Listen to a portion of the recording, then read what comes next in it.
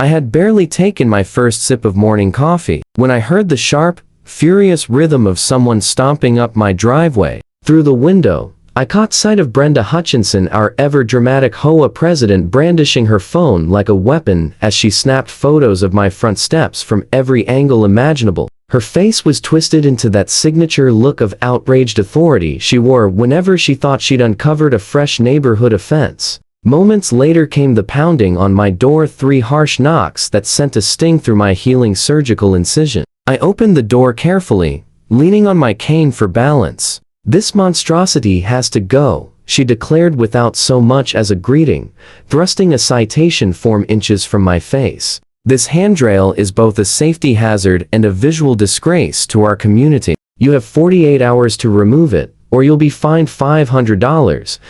I glanced at the simple aluminum handrail the city had installed only 3 weeks earlier. "Brenda," I said, "the city installed that rail. I have every permit right here." She let out a snort of contempt. "I don't care if the president himself put it in. It violates HOA Regulation 7.3b about unauthorized exterior modifications." Before I could answer, 2 city vehicles pulled up to the curb. 2 inspectors stepped out, vests crisp and official, followed by a man in a plain suit whose expression suggested he was already fed up. Brenda's triumphant smirk faltered for the first time. The entire ordeal had begun 6 weeks earlier, when I returned home after knee replacement surgery. My doctor had insisted I would need support rails during recovery. Through my physical therapist, I learned about Riverside's accessibility grant program for residents with temporary or permanent mobility limitations. The application was surprisingly simple, and within 2 weeks,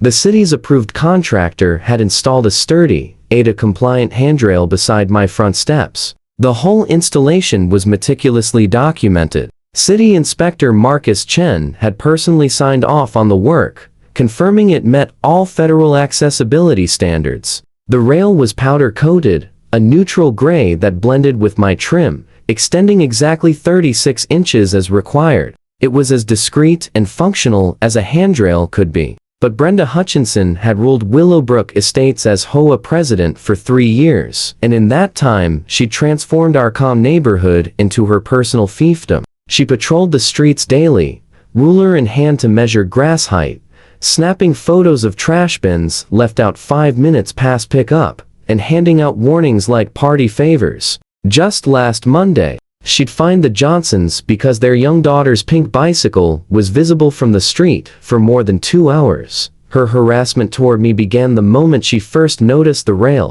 Daily letters started appearing in my mailbox, each more aggressive than the last. The first claimed the handrail disrupted the community's architectural harmony. The second invented a bizarre rule about metal fixtures longer than 12 inches. By the 5th letter, she was threatening legal action and insisting the rail posed a danger to children who might try to climb it. At the next HOA meeting, I attempted to reason with her. Standing before the board with my cane and all the official documents in hand, I explained the medical necessity and presented the city's approval. Brenda barely looked at them. "The HOA supersedes any city decisions about aesthetics within our boundaries," she said with a smug smile. "If we make one exception, the whole neighborhood will fall apart. Next thing you know, everyone will want to install whatever they please. Wheelchair ramps, grab bars, who knows?" Board member Janet Morrison shifted, clearly uncomfortable. "But Brenda, if it's medically necessary and the city approved it," Brenda's icy glare shut her down instantly.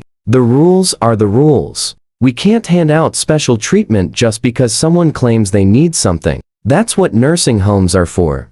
The room went still. Neighbors exchanged stunned looks, but no one dared speak. Brenda had a history of driving off anyone who challenged her, using intimidation until they either complied or moved away. Over the next week, the fines started rolling in. First, $100 for unauthorized installation, then $200 for failure to correct violation, then $500 for continued defiance of HOA authority. Each came with increasingly ridiculous explanations. One said the handrail's reflection could blind passing drivers. Another claimed it might attract teenagers to use it for skateboard tricks. I documented everything, scanning each letter, keeping detailed logs of every exchange. When Brenda confronted me at the mailbox to brag about her newest find, I recorded her declaring she planned to make an example of me and that she didn't care what some city bureaucrat thought. Then came the breaking point, a formal-looking ultimatum, printed on HOA letterhead that seemed suspiciously homemade. It demanded the immediate removal of the handrail within 48 hours, or she would place a lien on my property. She even attached a list of approved contractors for removal, every one of them owned by her brother-in-law. That afternoon, I called the city's accessibility office. The representative who answered the phone listened to my entire explanation with growing concern. When I repeated Brenda's comments about nursing homes and her threat to place a lien on my home over an HOA-compliant installation, she immediately asked me to hold while she transferred me to her supervisor. Within an hour, I had spoken with 3 different city officials, each one more alarmed than the last. The final call came from the city attorney's office. They informed me that obstructing a federally protected HOA installation was a serious violation, and they would be launching an immediate investigation. Meanwhile,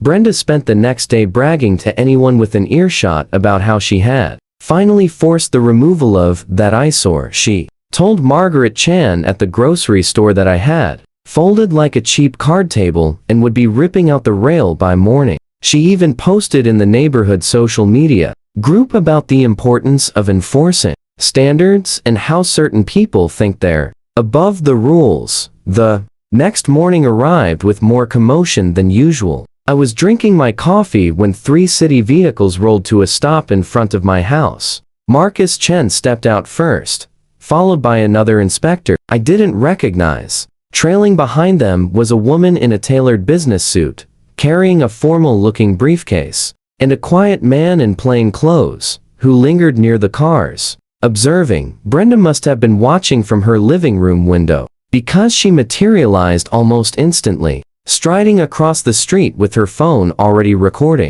"This is private HOA property," she barked, although she was standing on the public sidewalk. "You have no authority here. I am the president of this homeowners association, and I'm ordering you to leave immediately."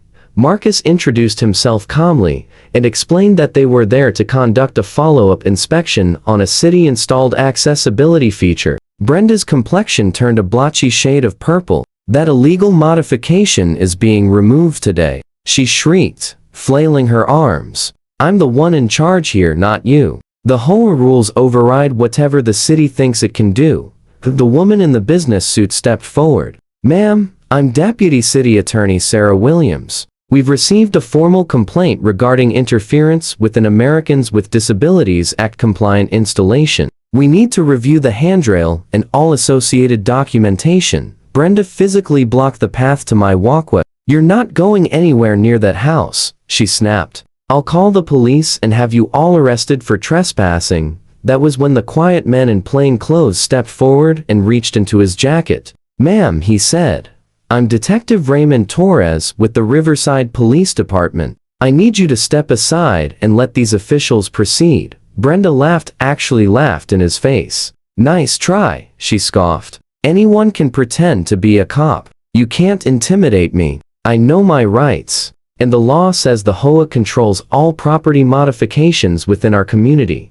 She dug through her oversized purse and yanked out a stack of papers, shoving them at him. "Here's your violation notice for trespassing on HOA property. That's a $1,000 fine, due immediately. And if you don't leave right now, I'll make it 2,000. Detective Torres calmly produced his badge and ID. "Ma'am, you are under arrest for harassment, filing false claims against a protected individual, and obstructing a city operation." The expression on Brenda's face was unforgettable. Her mouth opened and closed like a beached fish as the detective recited her rights. "You can't arrest me," she sputtered. "I'm the HOA president. I have authority here. This is my jurisdiction." As the cuffs snapped shut around her wrists, neighbors began emerging from their homes. The Chens, the Johnsons, the Morrisons, and several others formed a loose semicircle on the sidewalk. Some recorded the scene on their phones. Others simply watched with thinly veiled gratitude. "This is illegal. Brenda screeched as the detective led her toward his car. "I'll sue all of you. I'll have your jobs. Don't you know who I am? I've been president of this HOA for 3 years. 3 years." Deputy City Attorney Williams turned and addressed the crowd. "The city takes interference with HOA compliance very seriously. If anyone here has experienced similar harassment over accessibility features, we encourage you to file a report with our office." Janet Morrison stepped forward immediately. She threatened to fine me $3,000 for installing a small ramp for my mother's walker. Within moments, 5 more neighbors began sharing their own stories of Brenda's bullying, especially toward anyone needing accessibility accommodations. As Brenda was driven away, still shouting her supposed authority through the patrol car window, Marcus Chen finished inspecting my handrail. "Perfect compliance," he announced loudly so the gathering crowd could hear. "This installation exceeds all safety standards." 3 weeks later, 2 letters arrived in my mailbox on the same afternoon. The first was from the HOA board, informing me that Brenda Hutchinson had been unanimously removed from her role as president after an emergency vote. Janet Morrison had been appointed interim president, and her first action was to void every fine and citation Brenda had issued in recent months. The second letter came from the city. Brenda had been found guilty of violating federal HOA protections and was fined $25,000. She was also sentenced to 300 hours of community service at the local Disability Advocacy Center and faced up to 2 years in federal prison if she violated the terms of her probation. The letter ended by commending me for standing up for disability rights and confirming that my handrail was permanently protected under federal law. The last time I saw Brenda was on the courthouse steps after her sentencing. A bland gray outfit had replaced her fashionable power suits, and her once perfectly coiffed hair hung limp around her shoulders. When a reporter asked how she felt about the $25,000 fine and the possibility of prison time, she just stared ahead hollowly and whispered, "But I was the president."